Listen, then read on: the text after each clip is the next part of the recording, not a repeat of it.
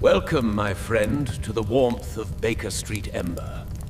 Settle in by the fire. As we prepare for tonight's tale, I must ask, from which shadowy corner of the world are you listening?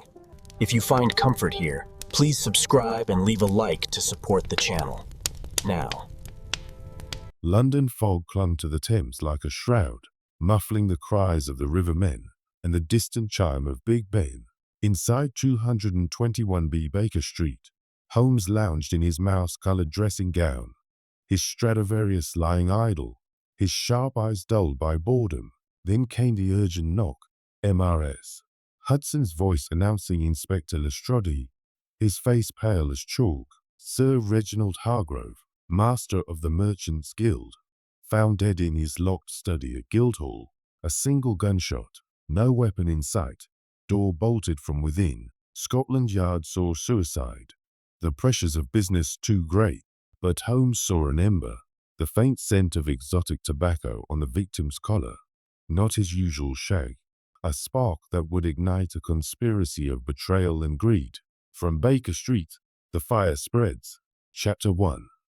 The first spark. I set down these events as they occurred in the bitter November of 1892. When the fog lay so heavy over London that gas lamps glowed like dying embers in the gloom. The coal fire in our sitting room at 221B Baker Street crackled steadily, throwing warm light across the chemical apparatus, scattered papers, and the Persian slipper where Holmes kept his shag tobacco.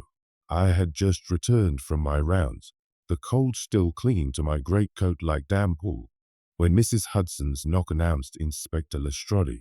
He entered briskly, hat in hand, boots leaving faint tracks of gritty soot on our threadbare carpet. His face was pale, eyes tired from the night's work. "A locked room puzzle, Mr. Holmes," he said, accepting the hot tea I poured. "Sir Reginald Hargrove, head of the Merchants' Guild, found this morning in his private study at Guildhall near Cheapside. Single gunshot to the temple, door bolted from the inside. No pistol anywhere in the room. Scotland Yard was already whispering suicide. The man had been under strain, debts mounting, guild politics turning vicious." Holmes listened with steepled fingers beneath his chin, eyes gleaming with that peculiar light I knew so well. He drew upon his pipe, smoke curling thick and rich, mingling with the hiss of the gas lamps. "Data, Watson," he murmured. "I cannot make bricks without clay. To Guildhall at once." We took a hansom cab, wheels clattering over frozen cobblestones, horses' breath steaming in the icy wind. The Thames mud scent grew stronger as we neared the city, fog horns moaning from the river. Guildhall's ancient halls loomed through the mist, gaslight flickering on polished mahogany panels. The study was oppressively warm from the still smouldering grate, yet the metallic tang of blood cut through the cold smoke. Sir Reginald lay slumped in his fine leather chair, the wound clean, powder burns absent, suggesting the shot had come from a distance, not suicide's close range. I examined the body with a physician's eye while Holmes paced rapidly before the fire, coat flapping. "A small ember, Watson, but it glows with meaning." He knelt, magnifying glass catching the light. On the victim's starched collar clung faint traces of sweet, exotic tobacco, Turkish blend laced with something rarer, perhaps opium, not the plain Virginia leaf in the humidor on the desk. "This man did not smoke such a mixture," Holmes said softly, "yet here it rests undisturbed save by the killer's breath." The ember method unfolded before me. The spark, the tobacco residue was Ottoman, uncommon, favored by Levant traders, with traces of copper filings and coal dust in the weave. The kindling, such a blend circulates only in certain city warehouses and private dens near Whitechapel.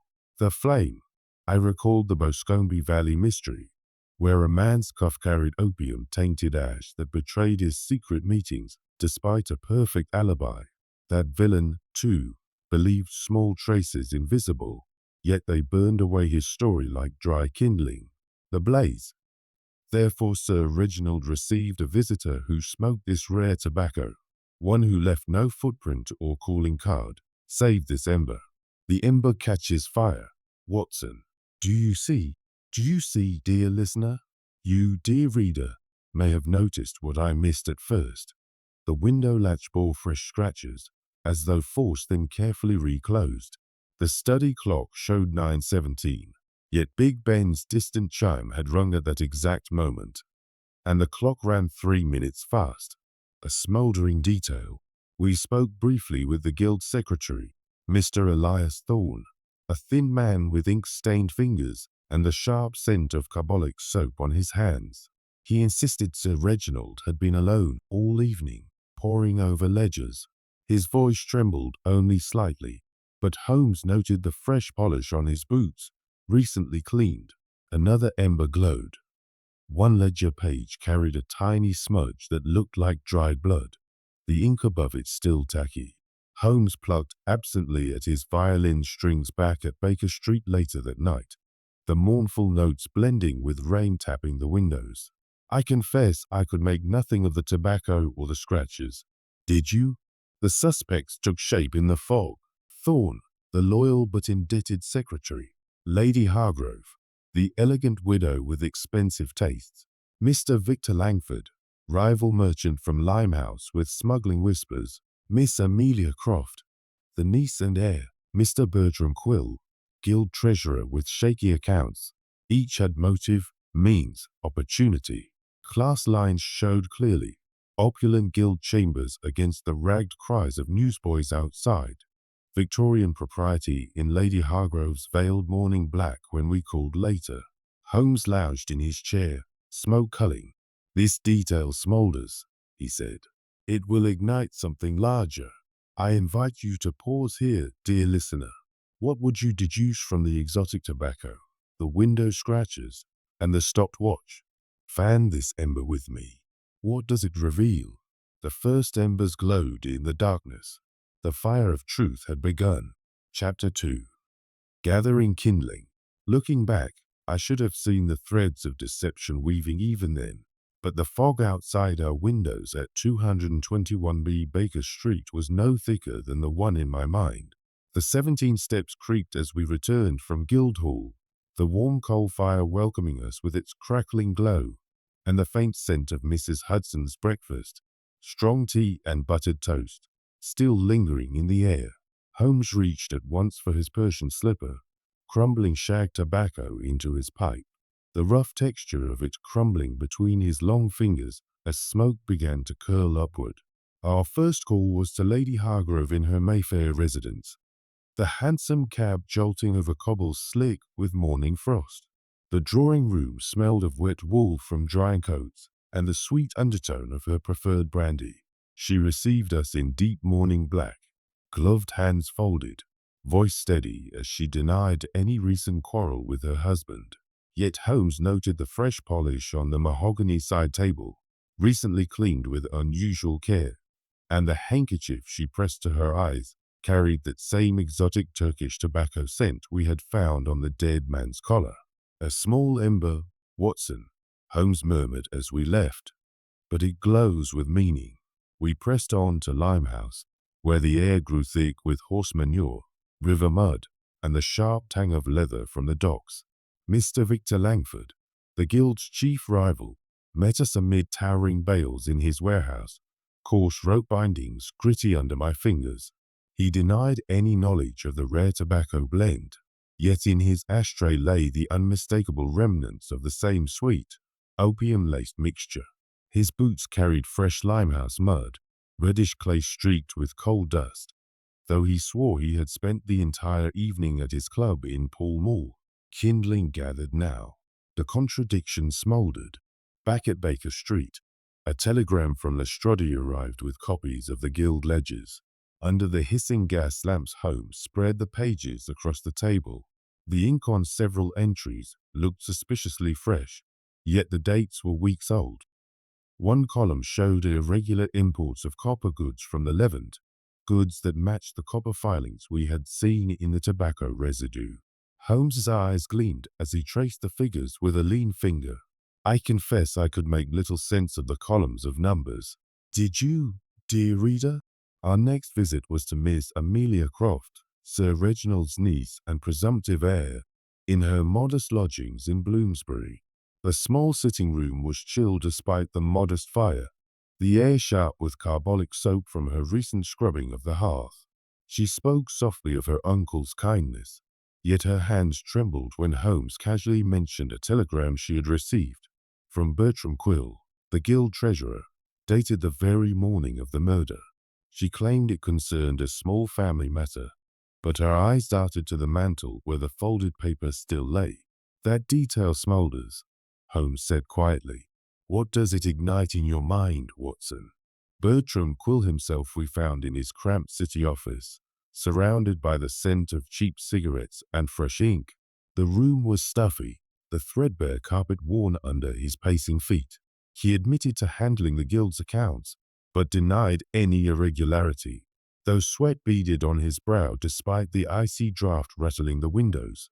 Holmes noted the peculiar limp in his walk, subtle but unmistakable, as he crossed to fetch a ledger. You, dear reader, may already have guessed the connection between Quill's telegram to Miss Croft and the discrepancies in the ledgers. I invite you to pause here. What would you deduce? Outside Guildhall later that afternoon, Holmes knelt on the frozen ground to examine footprints preserved in the thin mud near the side entrance. One set showed that same limp, shortened stride on the left, and carried traces of the reddish clay so common around limehouse docks. The prints approached the building but did not leave by the main door. Another ember glowed brightly now. The victim's gold watch had stopped at 9:17, yet the study clock, 3 minutes fast, had been set to match Big Ben's chime at that hour. Someone had deliberately misled the time.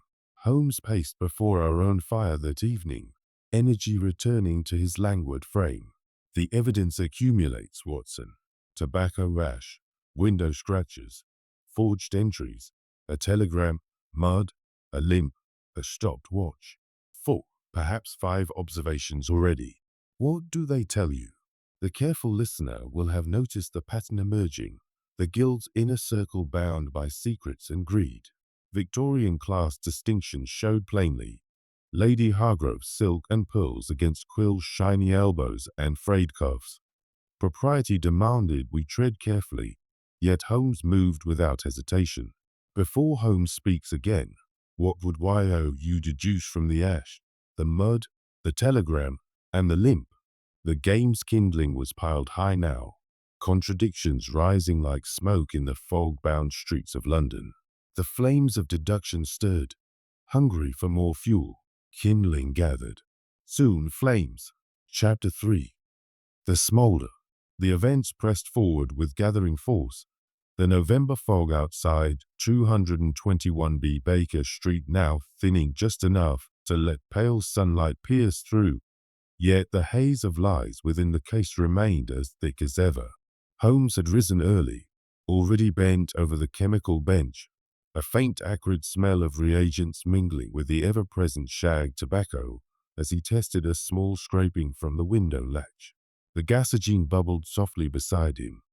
I poured strong coffee, its bitter taste steadying me after a restless night. We returned once more to Guildhall, the chill of the empty corridors biting through my greatcoat. The study grate still held dying embers from the night before, their faint warmth a mockery of the cold truth we sought. Holmes examined the window scratches again, this time with a lens and a fine brush. Tiny copper filings glinted in the grooves, filings that matched precisely those embedded in the exotic tobacco residue on Sir Reginald's collar.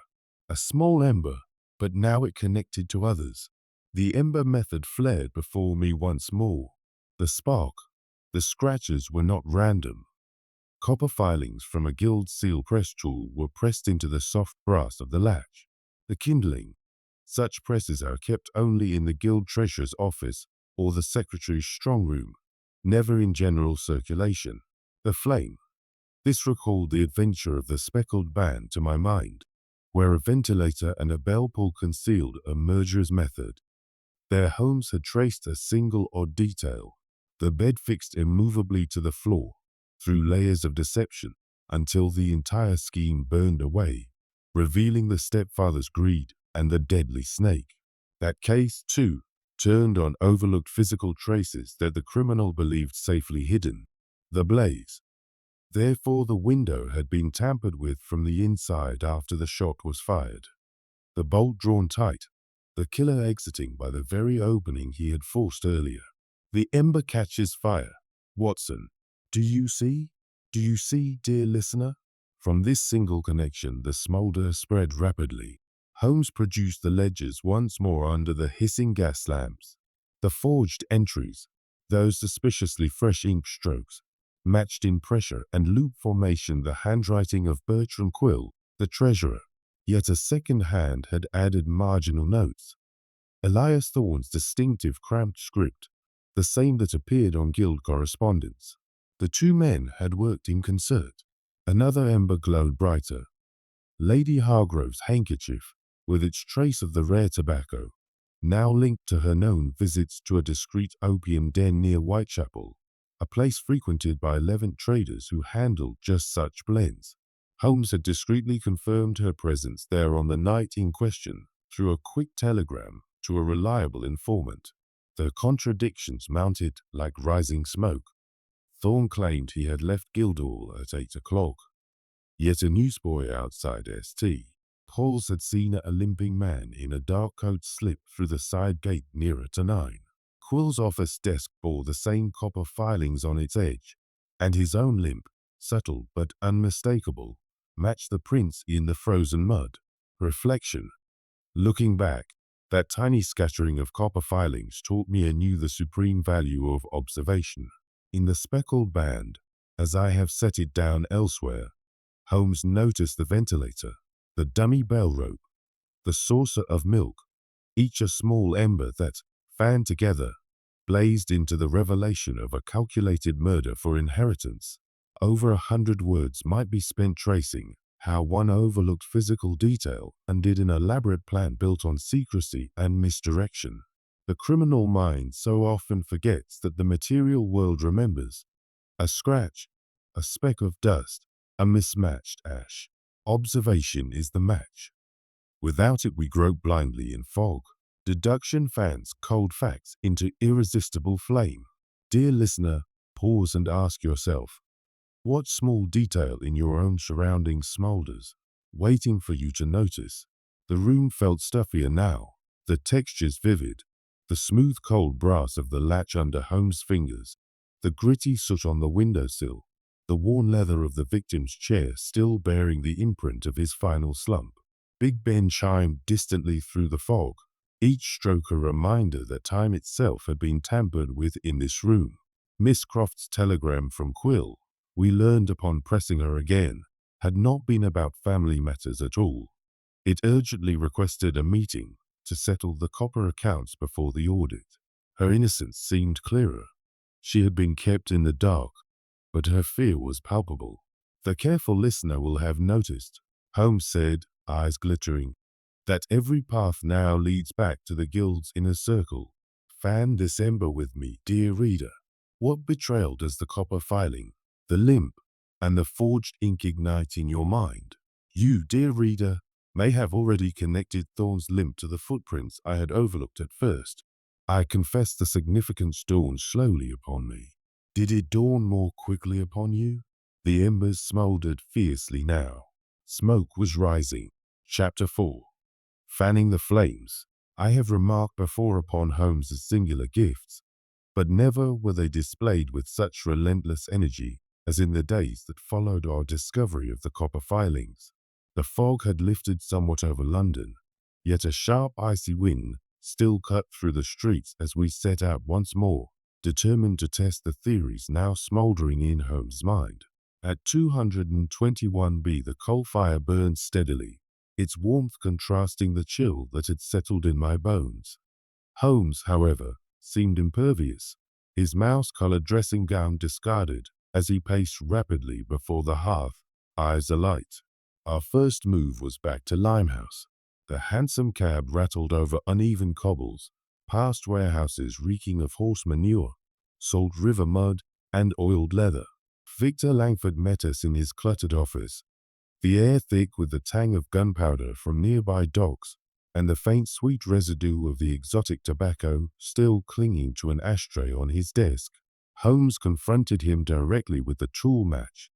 The window latch scratches carried microscopic copper identical to filings from Langford's own seal press, used for marking leavened shipments. Langford blustered, face reddening, but under Holmes' calm, unyielding gaze his alibi crumbled. He admitted a late-night meeting with Bertram Quill at the warehouse, ostensibly about copper tariffs, but swore he had left by 10 o'clock, well before the gunshot. Holmes noted the fresh mud on Langford's boots matched the prints near Guildhall, yet the stride lacked the telltale limp. A false trail burned out here. Langford's smuggling was real, a separate sin, but not murder. The flame shifted, undimmed. We turned next to Mayfair and Lady Hargrove. Her drawing room was stuffy with coal fire heat and the sweet lingering scent of brandy. She offered us tea with a trembling hand, mourning veil pinned neatly.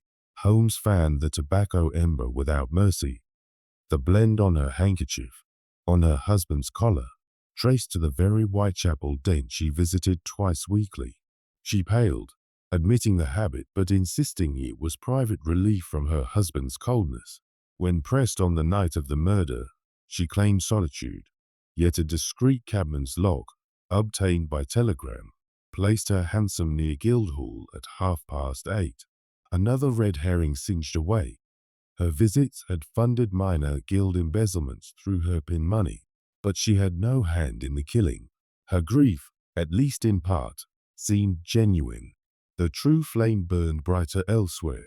Bertram Quill's city office felt smaller and hotter than before, the cheap cigarette smoke clashing with carbolic soap and fresh ink. His threadbare chair creaked as he rose to greet us, limp more pronounced under pressure. Holmes laid out the handwriting analysis. The forged ledger entries bore Quill's distinctive loop and pressure, then produced the telegram sent to Miss Croft. Quill sweated, collar wilting. He confessed doctoring the copper import figures for personal gain, but pointed a shaking finger at Elias Thorne. He needed the money more. Quill whispered, "Ask him about the pistol." The pressure mounted visibly.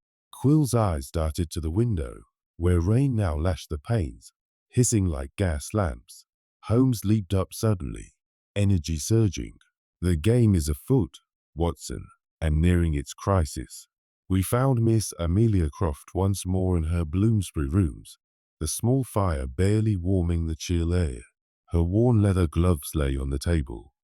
She had no powder residue, no copper filings, no limp. When Holmes gently presented the telegram's true purpose, to draw her away while accounts were altered, she broke into quiet tears of relief. Her uncle had shielded her from the conspiracy. She had suspected nothing. Another false fire died. Her innocence flickered stronger amid the gathering blaze. Finally, Elias Thorne at Guildhall itself. The ancient halls echoed with our footsteps. The study grate had been relit, coal settling with soft pops. Thorne stood behind the desk, ink-stained fingers gripping its edge, carbolic scent sharp on him. Holmes presented the limp footprints, the watch chain link found near the window, matching Thorne's missing one. The copper filings from his own seal-press drawer. Thorne denied everything at first, voice cracking, but when Holmes produced a small brass button, torn from Thorne's cuff and discovered wedged in the window frame, his shoulders sagged. "The flames of deduction are spreading now," Holmes said softly. "Every denial feeds the fire. You, dear reader, may have already guessed the deepening alliance between Quill and Thorne. I invite you to pause here. What would you deduce from the forgeries, the limp, the missing button, and the telegram?" The evidence stood plain. Tool marks, ash mud, ink loops, a broken chain. Victorian proprieties held. Quill's desperate pleas couched in formal language. Thorne's face burning with shame beneath his starched collar. But Holmes moved without pause, relentless. A final small ember glowed in Thorne's trembling denial. The pistol he claimed ignorance of had been seen by a charwoman in his lodgings only 2 days earlier. Fan this ember with me. Dear listener, what does it reveal? Holmes's eyes glittered in the firelight, satisfaction plain. False trails had burned to ash. The true path blazed clear and hot. Some flames died. Others grew stronger. Chapter 5. The fire catches. The breakthrough arrived with the suddenness of a struck match, just as the first pale winter dawn crept over the Thames, thinning the fog enough to reveal the river's oily sheen and the distant silhouettes of barges. At 221B Baker Street, the coal fire roared high, its warmth battling the icy draught that slipped under the door. Holmes had barely slept, his Stradivarius silent for once as he sat motionless, steepled fingers beneath his chin, eyes fixed on the array of evidence spread across the table, scrapings of tobacco ash, copper filings in a watch glass, the broken brass button, photographs of the limp footprints, enlarged by Lestrade's photographer. Mrs. Hudson's knock brought a telegram from the inspector. A small caliber pistol had been discovered hidden beneath floorboards in Elias Thorne's lodgings near Cheapside, wrapped in oilcloth, still bearing the faint sweet scent of the exotic Turkish blend. Holmes rose at once, energy surging through his lean frame. The fire catches, Watson. No stopping it now. We took a hansom to Thorne's narrow rooms off Bridge Street, the cab wheels splashing through melting frost. The chamber was cramped and chill, reeking of cheap cigarettes, damp newspaper, and carbolic soap. A single gas jet hissed weakly. Thorne sat on the edge of his bed, face ashen, hands clasped so tightly his knuckles showed white.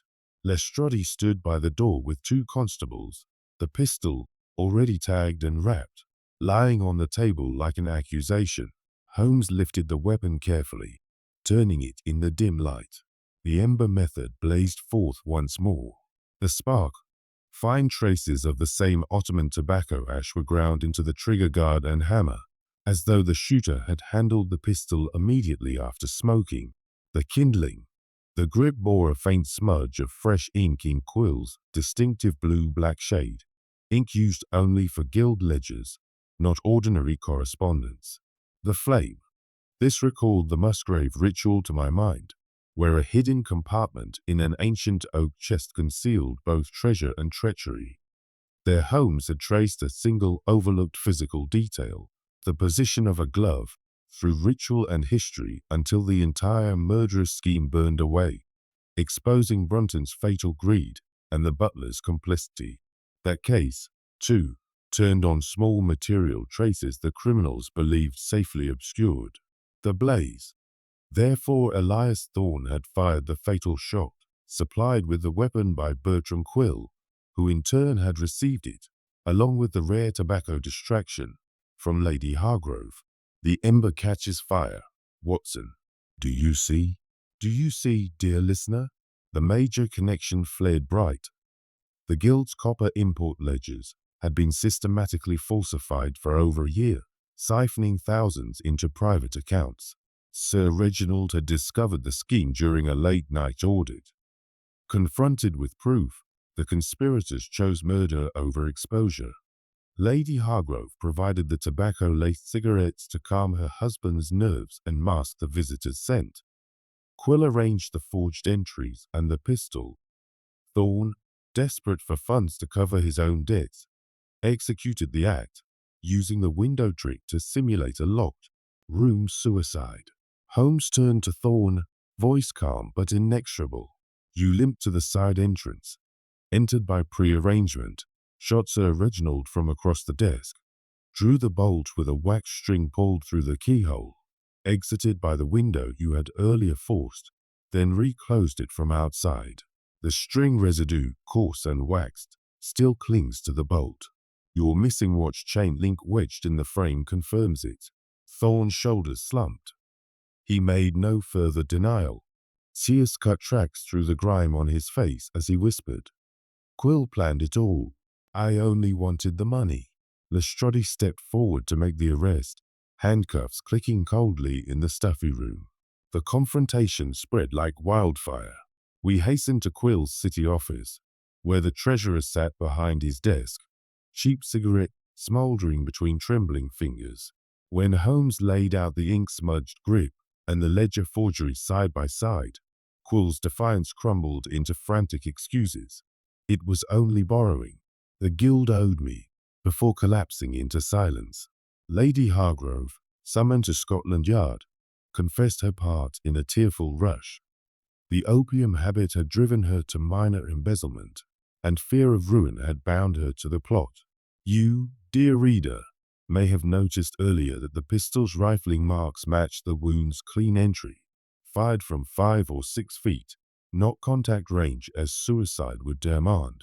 The careful listener will have spotted the alliance long before the arrests. Fan this ember with me. What full depth of betrayal does the ash, the ink, and the limp now reveal?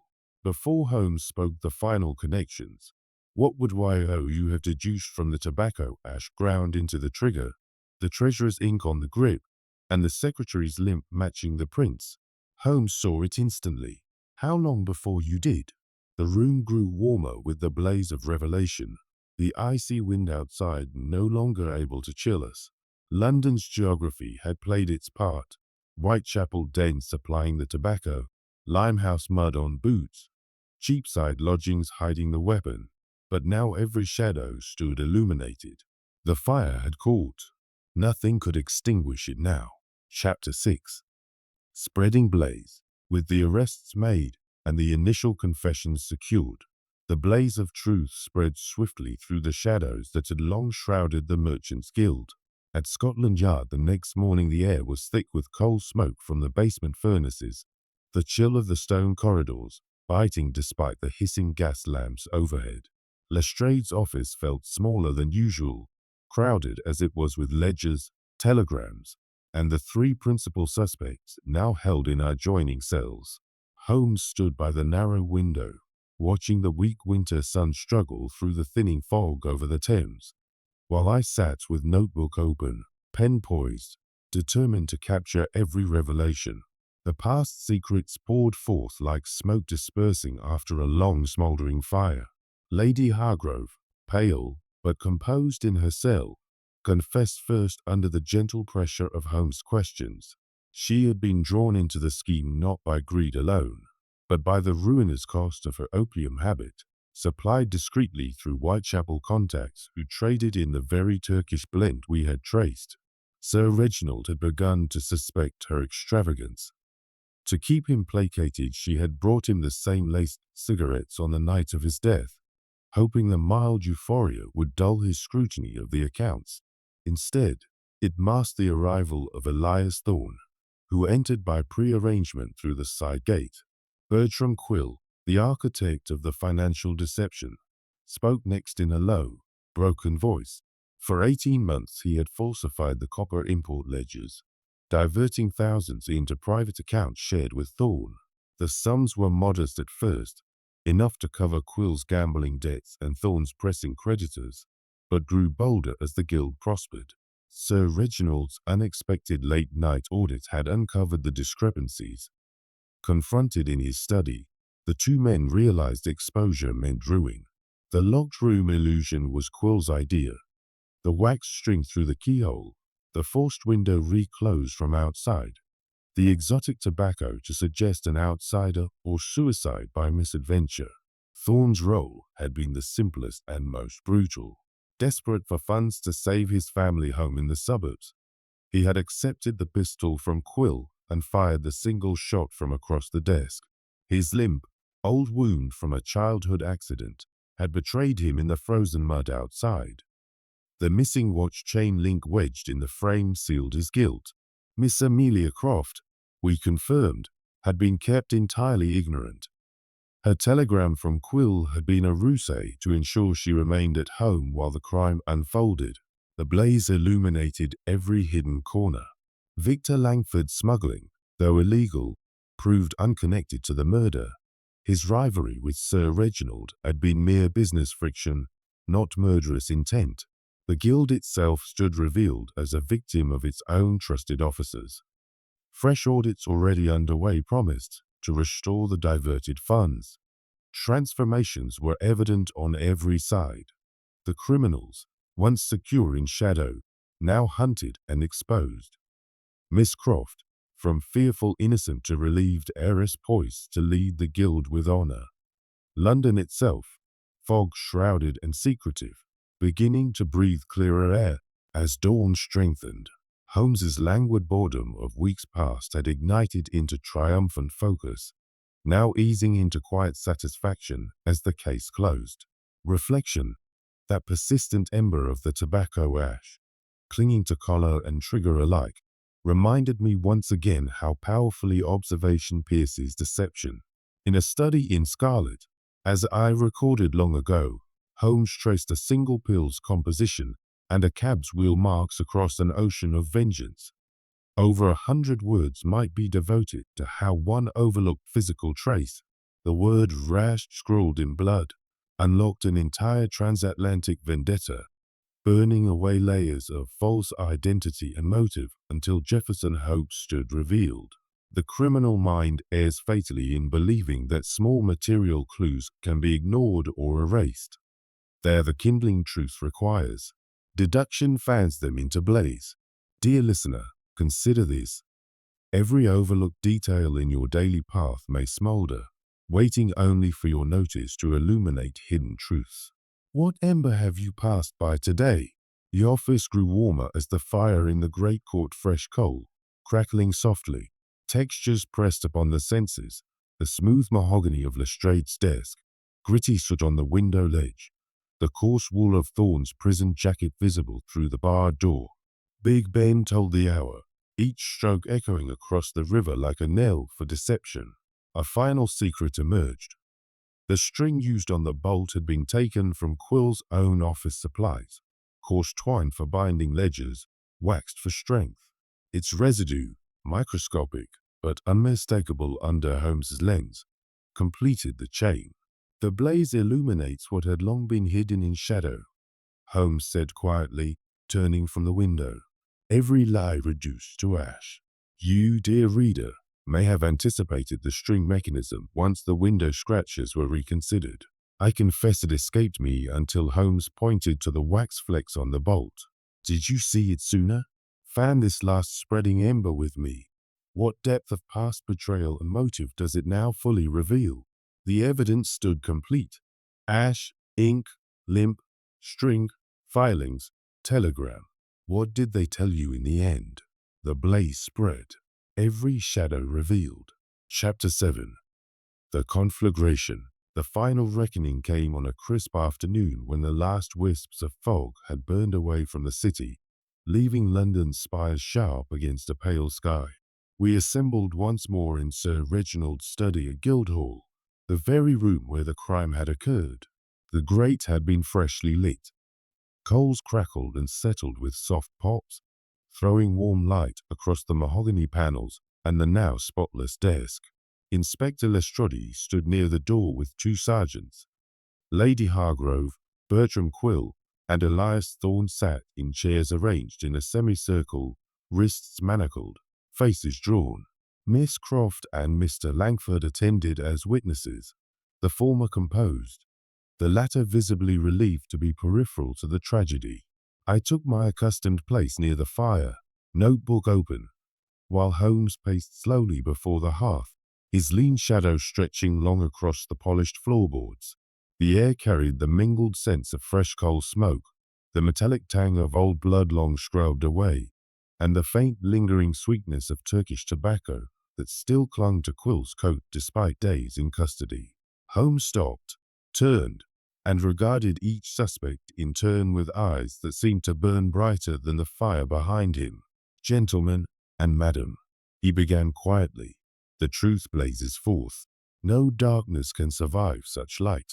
Let us review the embers one by one, so that nothing remains hidden. He lifted a small glassine envelope containing tobacco ash. First, the exotic blend on Sir Reginald's collar and ground into the pistol's trigger guard. Lady Hargrove supplied it. Cigarettes laced to calm her husband while Thorne entered. You hoped the scent would suggest an outsider or suicide. Instead, it betrayed you. Next, he indicated the window latch, scratches now circled in chalk. Second, the copper filings in the grooves, matching the guild seal press in Thorne's desk. The window was forced from inside after the shot, then reclosed. A simple trick, but the material world remembers. He pointed to the victim's gold watch, stopped at 9:17. Third, the time. The study clock ran 3 minutes fast. Big Ben chimed true. Someone deliberately misled the hour to obscure the sequence. Thorne's pocket watch, found in his lodgings, matched the correct time. Proof he knew the deception.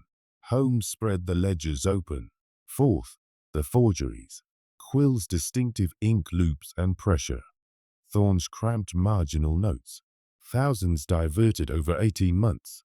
Sir Reginald discovered it. You killed to silence him. He knelt briefly, gesturing to the floor near the window.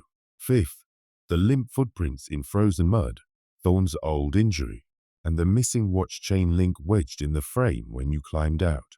Finally, he produced a short length of wax twine, coarse and dark. Sixth, and decisive, the string residue on the bolt. You, Thorne, fired the shot from across the desk, tied twine to the key, passed it through the keyhole, drew the bolt from outside, then pulled the string free.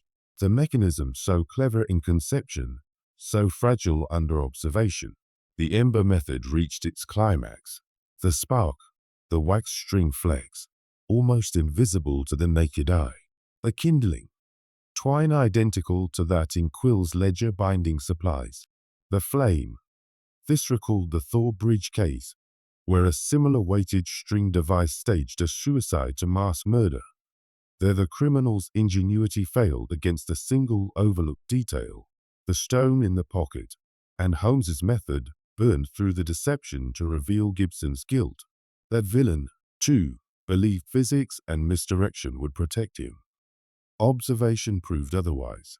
The blaze. Therefore Thorne shot Sir Reginald. Quill planned the locked room illusion and supplied the weapon. Lady Hargrove provided the distracting tobacco and alibi cover. When you have eliminated the impossible, suicide, outsider, accident, whatever remains, however improbable, must be the truth. The ember catches fire. Watson. Do you see, dear listener? Quill broke first, head dropping into manacled hands. It was only borrowing at first. The guild owed us. Thorne stared at the floor, limp leg twitching involuntarily. Lady Hargrove wept silently, veil trembling. Lestrade stepped forward, nodding to the sergeants. Elementary, Holmes said once, softly, the word almost lost in the crackle of the fire. The game is afoot no longer. You, dear reader, may have pieced the string mechanism together when the window scratches were first reconsidered. The careful listener will have noted the wax residue early. Fan this final ember with me. What complete picture of conspiracy and murder does every connected detail now reveal? Before the full explanation unfolded, what would you have deduced from the string flex, the ash in the trigger guard, and the bolt's untouched keyhole? Holmes saw it instantly. How long before you did? The study grew brighter as the fire caught fresh coal, shadows retreating to the corners. Victorian justice would now take its measured course. Trials, sentences, perhaps transportation for the men, confinement for the lady. But in that moment the truth blazed pure and unrelenting, consuming every lie. The truth blazed forth. Nothing remained hidden. Chapter 8. Ashes and Justice. The blaze of revelation had consumed its fuel. Now only ashes remained, settling quietly over London as the first snowflakes of the season drifted through the thinning fog. At Scotland Yard, the formalities of justice began with methodical precision. Statements taken, warrants executed, cells occupied. The chill stone corridors smelled of carbolic soap and damp wool, the gas lamps hissing overhead, while clerks shuffled papers stamped with the crown seal. I stood in the anteroom with Lestrade, watching as the three principals were processed. Lady Hargrove in dignified silence, her mourning veil still pinned. Bertram Quill defiant to the last, protesting procedural errors in a cracked voice. Elias Thorne limping forward, head bowed, the weight of guilt visible in every shortened step. From ashes, justice rose, as it always must in the end. Miss Amelia Croft emerged from the shadow of suspicion transformed. The young woman who had once trembled in her Bloomsbury lodgings now walked the guild's halls with quiet authority, already consulting solicitors on how to restore the diverted funds. She called upon us at 221B the following afternoon, bringing a letter of profound thanks written in her neat hand. The sitting room felt warmer than usual. Mrs. Hudson had stoked the coal fire high, its crackle mingling with the soft patter of snow against the windows. Miss Croft's gloves were new, her coat free of the threadbare patches I had noticed before. Relief had restored color to her cheeks. "I never doubted my uncle's faith in me," she said softly, accepting the hot tea I offered. "But without Mr. Holmes, I might have lived forever under a cloud of suspicion." Holmes inclined his head, steepled fingers beneath his chin, a faint smile touching his lips, the rarest of expressions. Victor Langford, too, found himself cleared beyond mere exoneration. His smuggling activities, petty compared to murder, were quietly dropped after he cooperated fully with the customs officers, turning informant on a larger ring operating out of the Limehouse docks. He sent Holmes a case of fine Virginia leaf as token of gratitude. Holmes accepted it with a wry nod, though he preferred his own shag. Langford's warehouses now bore the marks of legitimate trade, crates stamped openly, no hidden compartments. The reactions of the guilty varied like embers cooling at different rates. Lady Hargrove, confined to a private sanatorium pending trial, wrote a single letter to Holmes. Brief, formal, expressing regret not for the act itself, but for the ruin her weakness had brought upon her name. Quill, in the gloom of Newgate, alternated between bluster and despair. Visitors reported him pacing his cell, muttering about debts the guild owed him, as though repetition could rewrite reality. Thorne, broken most completely, confessed in full at the magistrate's hearing, voice barely above a whisper as he recounted the night. The pistol trembling in his hand, the string pulled taut, the sickening realization as Sir Reginald fell. Lestrade, ever practical, received a commendation from the commissioner. Whispers circulated of promotion to chief inspector. He called at Baker Street one evening, frost still clinging to his mustache, to share a dram of brandy from the Tantalus. "You've done it again, Mr. Holmes," he said, raising his glass. "Scotland Yard saw suicide. You saw conspiracy. I'll drink to that." Holmes merely inclined his pipe in acknowledgement, smoke culling lazily toward the bullet-pocked VR on the wall. I reflected on the transformations as I sat by the fire that night, the room's textures vivid in the firelight. The worn leather of Holmes's armchair, the gritty soot settling on the mantel, the smooth bowl of his pipe warm in his hand. The criminals had moved from hidden confidence to hunted exposure to the cold certainty of judgment. Innocence had been lifted from desperation to relief and renewal. The mystery itself, once cold and shrouded, had smoldered, blazed, and now left only clarifying ashes. You, dear reader, may have anticipated how justice would rise once the final ember connected. Looking back, I confess a quiet satisfaction in seeing the scales balance, though the cost to human lives remained heavy. Did you feel the same quiet certainty when the truth stood plain? The evidence, once scattered like sparks, now rested in neat files.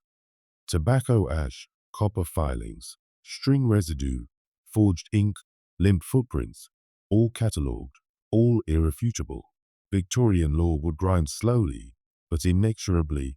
Trials at the Old Bailey, sentences pronounced under the gaze of wigs and wood paneling. Fan this cooling ash with me, dear listener.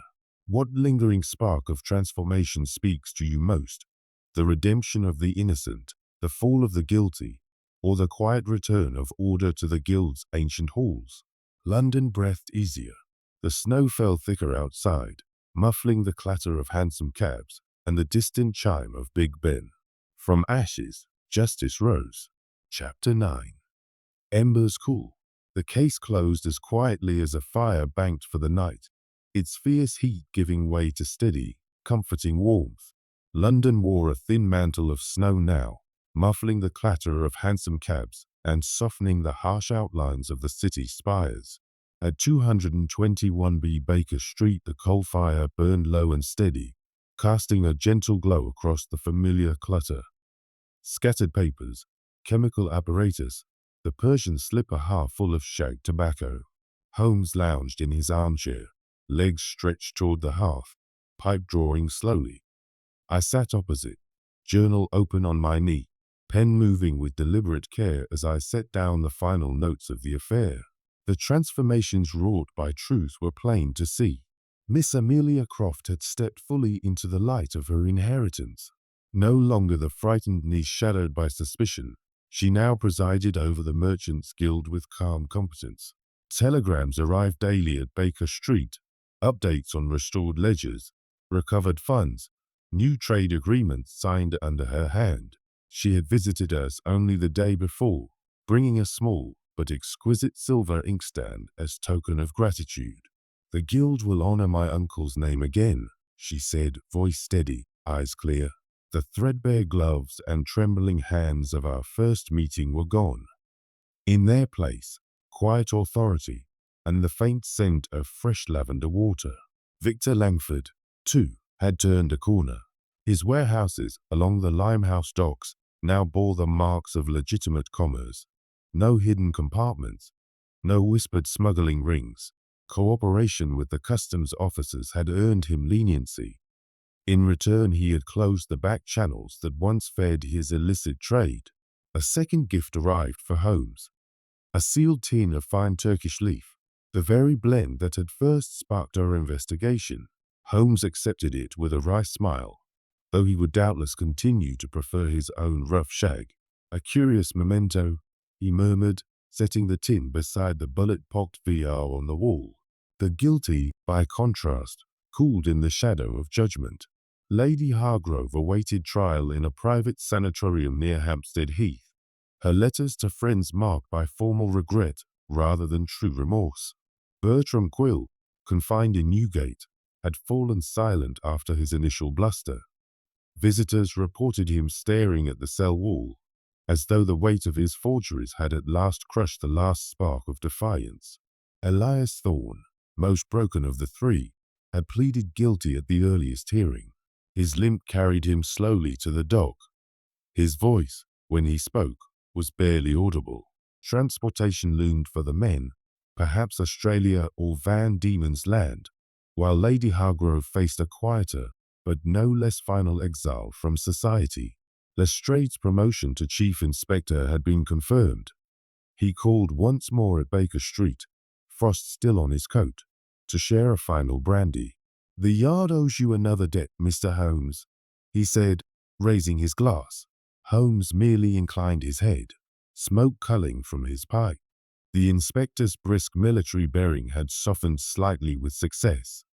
Even he seemed to breathe easier now that the conspiracy shadow no longer hung over the city. The ember method closed softly, like coals settling into quiet glow. The spark, a final letter from Miss Croft, delivered that morning, ink fresh and grateful. The kindling, her words of renewal, new auditors, honest ledgers, the guild breathing freely again. The flame. This recalled the final problem to my mind, where apparent catastrophe, the plunge at Reichenbach, burned away old threats and allowed rebirth. Their homes had vanished into shadow, only to emerge stronger, the criminal web consumed by its own excess. So here, betrayal's ashes had fertilized honest trade, and the guild rose renewed. The blaze. Thus the conspiracy's fall cleared the way for integrity. The ember catches fire one last time, Watson. Do you see? Do you see, dear listener? Peace returned to Baker Street in small, tangible ways. Mrs. Hudson's breakfast tray arrived punctually, the tea strong and hot, the toast crisp. The 17 steps no longer echoed with urgent footsteps. The gas lamps hissed gently through long evenings. Holmes played his Stradivarius again, not the wild, restless airs of boredom, but slow, measured melodies that seemed to echo the cooling embers of the case.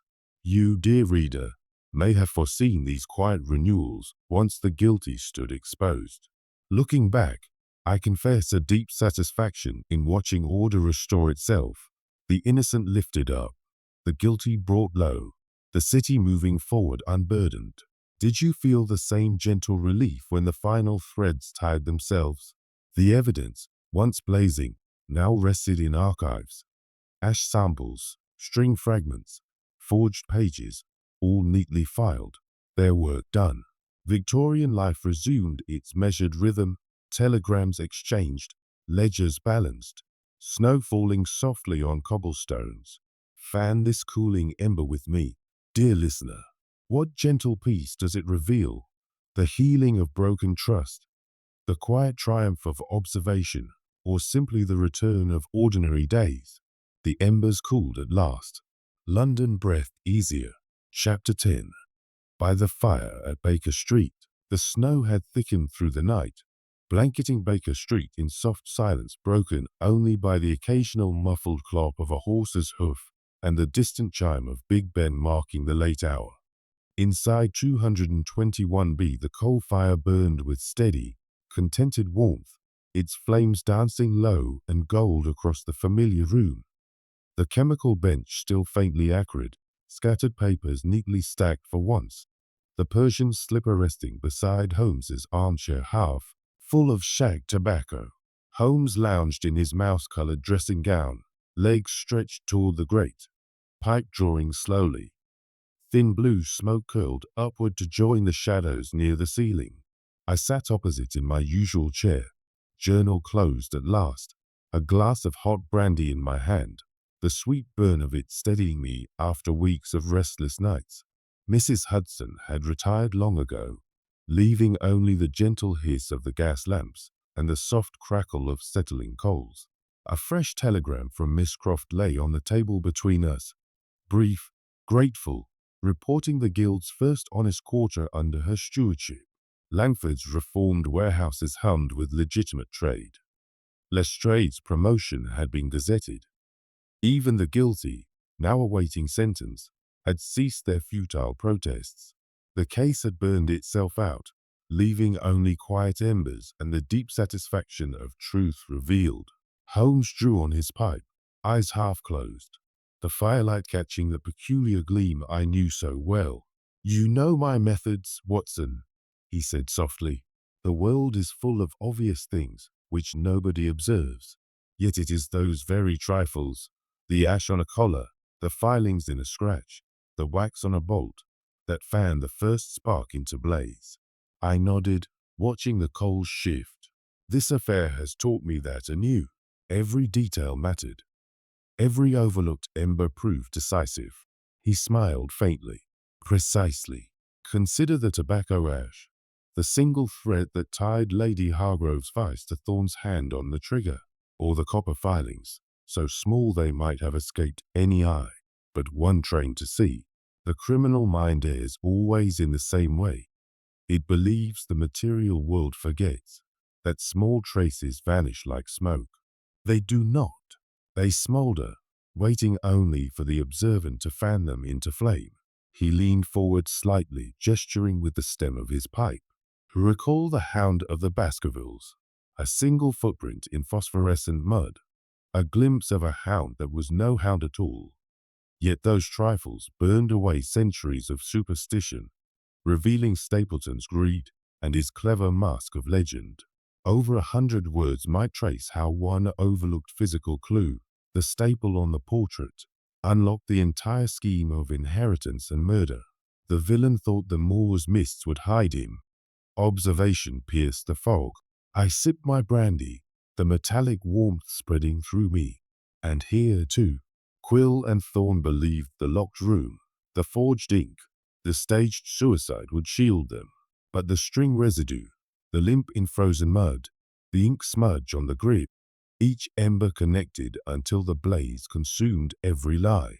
Holmes nodded, smoke curling from his lips. The science of deduction rests on this simple truth. Small details are never trivial. They are the kindling of reality itself. Ignore them, and deception thrives in shadow. Notice them, and truth blazes forth, unstoppable. The criminal forgets that the ground remembers every step. The fabric clings to every scent. The ink betrays every hand. Observation defeats deception because it refuses to look away from what is there. He paused, eyes distant for a moment. I have grown weary of the obvious crimes, the brute violence, the clumsy theft. But a case like this, one built on careful deception, undone by careful observation, reminds me why the work endures. The world needs those who will fan the embers, however faint. I set my glass down, feeling the quiet weight of his words. And yet, once the blaze dies, peace returns. The guild breathes again. Miss Croft leads with honor. London moves forward unburdened. Precisely, Holmes murmured. From ashes, new growth. The cycle is as old as fire itself. The Stradivarius rested on its stand nearby. Holmes reached for it absently, fingers brushing the strings in a soft, random chord that hung in the warm air. The bullet-pocked VR on the wall caught the firelight, a silent reminder of other restless nights now past. I thought of the 17 steps we had climbed so many times, of Mrs. Hudson's knocks, of the gasogene bubbling, of the endless London fog that had once seemed impenetrable, but now felt merely atmospheric. You, dear reader, who have followed these embers from first spark to cooling ash, may already have grasped the deeper lesson. Observation is not mere habit. It is the match held to the kindling of truth. In your own life, pause when a detail seems insignificant. The scuff on a shoe, the scent on a glove, the hesitation in a voice. Fan it gently. You may find it glows. I closed my journal with a soft snap. The ink dry at last. Holmes set the violin aside, leaned back, and regarded me with quiet amusement. Until the next ember glows, dear listener, he said, almost as though addressing the invisible audience beyond the firelight. The game is always afoot. The coal settled with a final soft sigh. The room grew still, warm, peaceful, until the next ember glows. Dear listener,